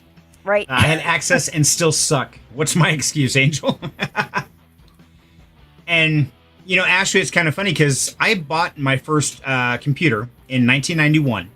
It was a 386, and it was before the internet was a thing. We had BBS, or bulletin board system, where you would actually call a phone number, and other people would call in, and it would be like a chat, almost like a Discord with nothing but typing. More like Telegram, let's say. But you could only have like 10 or 12 people in there at a time. And so the funny thing is, I was into that at the time, yet I still missed out on the .com bubble because I wasn't in the right circles. I wasn't in the know of what's going on. I wasn't on the front line. I was kind of just enjoying what other people were doing. Like, okay, I missed out on Bitcoin. You know, I was busy gaming, not building. So a lot of my journey, I was very much behind and just enjoying the luxuries of the building, where now I'm trying to get more in front of that and be one of the movers and shakers. And I got to say, with the things that are going down like Rev was talking, you got California that now has the driver's license and titles, both on the Avalanche blockchain. You got cell phones now being paid with multiple cryptocurrencies, as well as earning by utilizing their phones. So guys, I haven't paid a cell phone bill in 7 months, literally. And now I'm making even more because I'm helping other people do the same. And every time you do that, you get a referral bonus. So it's getting crazy and it's taking over. And in fact, I read this article today that just came out that says Amazon simulates tokenized sellers' receivables settled with stable coins. So their whole payment system of the people that sell on Amazon, instead of waiting for their checks like they've done, they're going to start tokenizing it and paying them in a stable coin where they can eliminate that anywhere from 2 to 7 week wait. So, I mean, you start seeing stuff like this where Amazon, you know, one of the major delivers across the planet, is moving to a stable coin to start paying their bills. To me, that's a pretty huge move. I think it's going to move extremely quickly, just like the .coms, just like websites, just like cell phones. They're going to go from, oh my God, those things are horrible, to, oh my God, you can't live without it. I mean, it hasn't been that long. The transition from the internet, transition of cell phones, the technology, and it accelerates quicker. Like Ro was saying, it evolves exponentially. And I think it's not just the growth of technology, but also the acceptance of society. And we realize that a lot of this technology makes us a healthier, wealthier society all the way around. So, what do you guys in the audience think? Let us know in the chat here. Or if you want, remember, the link is in Down Home Crypto Discord, and you can jump up on stage with us. Still got a few minutes left before we deck out for dinner. We're shutting down here in just a few more minutes, but if you want to hop up, say hi, you're more than welcome to. 40 Yeah, rounds in. Ash- Sorry, go ahead, Rev. No, that was it. Just 40 rounds in. I died. You died. You died at 40? At 40, yeah. He died at 40. Weak. Ashley, Weak. I don't want to hear it from you, Mister. Oh, I have to be Terminus. Ashley, we got to get you guys on helium. Yeah, we got to. Absolutely. It's totally reliable. I do not have drop service. And most days my mapping works. Okay, so then it's not 100% reliable then. The It's- service is. The service is reliable. Yes, we didn't clarify that. I did not. You're right. The mapping, every now and then it says I'm mapping in the future. So apparently I'm time traveling. I haven't figured that one out yet. But I still make enough every month to pay my bill just by taking my phone to work. Nice. And at a certain time, it will transfer over. So for us, it transfers over at 6 p.m. So I am perfect for that. And so is Gage, because we go to work before that swap over, and that clocks us for that day. And then when we get off work, the swaps happen. So then when we go home, it also clocks there as well. Yeah. Mine is I go to my day job in the morning. So it clocks at that and home. or to my other job. And then when I work nights as well, it clocks those. But either way, I'm out of the house 7 days a week. So I'm good. Ooh, we're going to the dispensary with Ashley. Ooh. All right. Spencer time. Party's And a on. blizzard. Is Wait, it still dispensary and a snowing, blizzard. Ashley? Holy cow. Yeah, it's Colorado. Of course it is. Yeah. They get serious snow. You get a snowmobile, Ashley? I really want to go. You want to mess with anything that has an engine? Let's be real. Okay, this is Okay, And snowmobiles what's though are something else. true. Okay, fair enough. I can agree with that. I was trying to get a link, but apparently I'm not going to be able to. I was going to try to share a link with the Helium Mobile. I don't know. I'll find a way to. Oh, and more Yeah, 'cause cooking. I'm not finding. Thank you for fixing that, Ashley, because I was trying to figure out why snow was cooking. If snow is cooking, there's probably something wrong, and that's called boiling water or making tea. Same kind of thing. Hot chocolate. I'm good with Another it. 14 inches. You've already got, what, 12 to 14? You still Is it need headed our way? clear. No. Better not. Aw, I'm hoping. I know, for I want it too. snow. No, because as soon as any snow hits the ground, my driver for work slows down about 40 miles per hour. And he already drives slow. Maybe you After should drive that. after tomorrow morning, when I get my new tires and I don't have sketchy tires on my car, I'll be okay. Oh, Jason, welcome to Helium Mobile. Are you doing the mapping and everything? Right.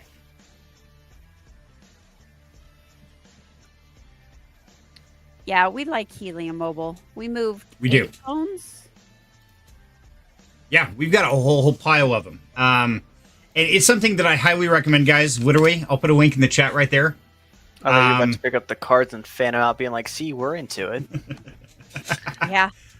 And we're You going want to the be cards? putting another one on. There you go. There's our cell phones on Helium Mobile, guys. Oh, he's got 2 hotspots. Yeah, more right on, hotspots. Jason. See, there you go. That's man after my own heart. Yes, man, that's the way to do it, Jason. Is you get the cell phone, you get the hotspots, and you're just earning back to back to back. Then you help other people save money, show them how they can do it. Then you earn from that as well. So all the way around, it's an amazing deal. If you guys haven't checked it out, I highly recommend at least take a look at it. There's a link right there in the chat, and I've done several videos on it. So, Jason, let me ask you, buddy, what other technologies out there are you utilizing in your day-to-day life? Because we were kind of covering that earlier. Is there some other assets we should be looking at that we can save and actually make money on? Anybody has any suggestions, throw it in the chat. I'd love to hear about it. I need to get the link to your original Helium video. Mhm. He did it because of you, Serenity. Oh, nice! Right on! Thank you, Jason. I'm glad I could help, buddy. Thank you so much. I got a couple ladies at work that want to see the video, and so I need to send them the link to the videos. Mhm. And you explain it so well and so step by step Thank that, you. I try. yeah, you write your videos for me. Mhm, I do. swear, low tech. So much better than Crow. Crow's over here. Hey, we have to go over there. Where? That way. Over there. Where Dad's Ah. like, all right, so you got to go through this door here, and then you have to go down the hallway, then take a right on the 3rd pillar, then you go to the left right after that, about 5 pillars, and then you stand there and wonder what you're doing. Right. I feel the need to defend myself. He does this tutorial about, 2 p.m., 1 p.m., into the night. I'm starting my... You glitched, Crow. No, I was muted. Oh, no, I hit mute. My bad. Ah, I love when that happens because just talking. Huh? What were we saying? Yeah, it was me. he hit the shush button. I have such a habit of hitting the shush button when I take a vape, so I don't sizzle for anybody.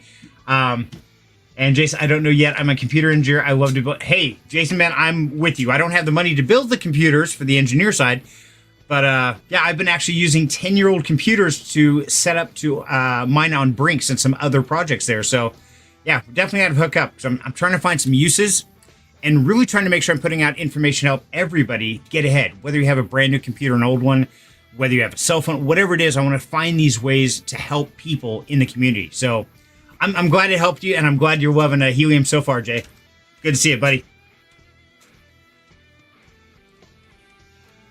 So, guys, gals, ladies and gents, that about wraps up this Friday night show. We got a dinner to go to and a birthday party. But I want to say thank you very much for always tuning in on Fridays, where we hang out and talk about everything. And we never know where we're going to go. And I'm going to keep sharing the links in the Discord. And now every Friday, I put a link to get up here and join us in the VIP family channel. So if you're loving this, you want to be a part of it, make sure to hit the join button down below, become a VIP family member, and you can hop up on stage with us every single week, because that's one of the perks of being a member of Down Home Crypto. Beyond that, I just want to say thank you for being a part of this amazing adventure, and we're to keep doing it just to have fun, and hopefully you're enjoying it. If there's anything you want to talk about or any topics, hey, show up, toss in the chat, reach out to me in the Discord, whatever you want to do, we're here for you. So take us out here, gang. Okay, fine. I'll start it. Hey, guys. Thanks for coming to Freaky Friday. It was great to be back for a week. It's going to be a while before I see you again. So I'll miss you all. But have a great long weekend if you get one. And we'll see you later. And thanks to all the veterans, because Monday is Veterans Day. Don't forget to hug a veteran. Why'd you look at me like that? It's your turn.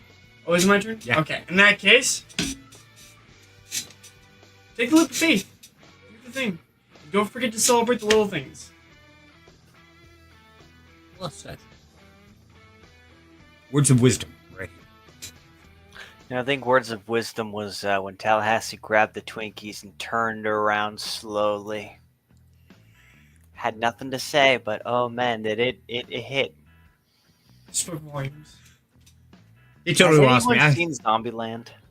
No. Oh, okay, okay. Got it now. There you go. Tallahassee took me a second. That's how you're going to leave us tonight? Oh no, Yeah. I just thought it was comical. How Crow said enjoy the little things, because it very much is. A lot of little things go into life, and a lot of people just take it for granted. Oh yeah, I woke up this morning. Such a little thing. Most people don't know that it's a blessing. There was a show a long time ago, Jesse, and I think it's like another show or something that all these different people in it, and it was the same person there. I don't know the name, but apparently somebody from that had died in their sleep. And it's one of those things that you never know what really will happen. So you always have to take a little bit of appreciation with everything that happens. Whether it's a hug from a stranger or a smile or hugging your significant other, whatever it may be. It's always those little minute things that a lot of people just overlook because it happens so constantly. But I know that, kind of a dark turn here. If Serenity does end up passing, the only thing I'm really going to have to remember is all the moments that I had with him, which is why I appreciate it. Whether it's, hey dad, sit down for this screamy song or whatever. Great example, he doesn't love screamy music, but I sent him a song and said, I don't care if you like screamy music. Listen to the lyrics, or at least read them. And he was like, wow, okay, I will. And I was like, yeah, because I know you don't like it, but this is something meaningful to me that I want to share with you. And that single moment right there, that is what I'm going to hold on to. Well said. And that's something that I don't think people do enough of. So, guys, cherish every moment. Live every day as if it's your last. And don't be afraid to take those chances, because that's where the magic really happens. And I want to give a special shout out to all the veterans out there, and as well as all the dependents, because I know what it takes for a veteran to sign that blank check, signing over everything, including their body, to the service. But a lot of people don't realize that dependents go through just as much hell, sometimes even more so. So thank you to the veterans, thank you to the dependents who support them, and thank you to everybody for being here. Love you guys, have a great weekend, and we'll catch you next Friday. Bye, guys. Boy! Bye-bye.